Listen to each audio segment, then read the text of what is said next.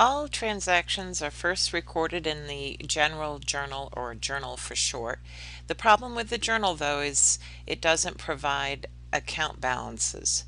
So you can't, without great difficulty, use the journal to determine how much cash you have at a point in time. So that's why after you've recorded journals, you post them or copy them to the general ledger, or ledger for short.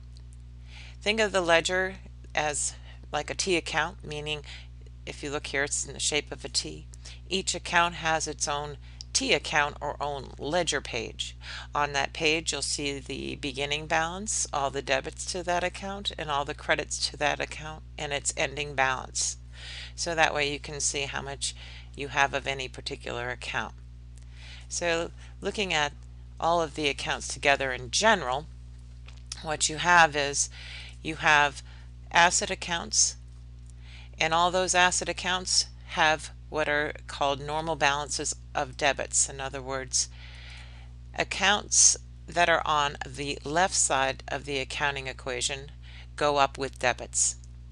The debits means that the asset is increased. If you credit an asset account, it makes it decrease. So you hope that you have a positive or a debit balance for assets. Liabilities and shareholders' equity are on the other side of the equation. They're on the right side. In general, debit just means left and credit means right. So liability accounts and in general shareholders' equity accounts make shareholders' equity go up have normal balances on the credit side, or credit normal balances. So if you look at the, say, accounts payable, let's say that's one of these liability accounts, you would see its beginning balance on this side. You would see that if you have any increases, it would be on the credit side. Any decreases due to payments, that would be on the debit side.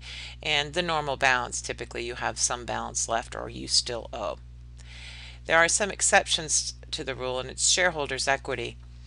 The exceptions are dividends and expenses and dividends. Remember that shareholders' equity in general consists of revenues, expenses, dividends, and stock, or RED&S, REDS for short. Revenues and stocks both have normal balances of credits because those accounts make shareholders' equity go up.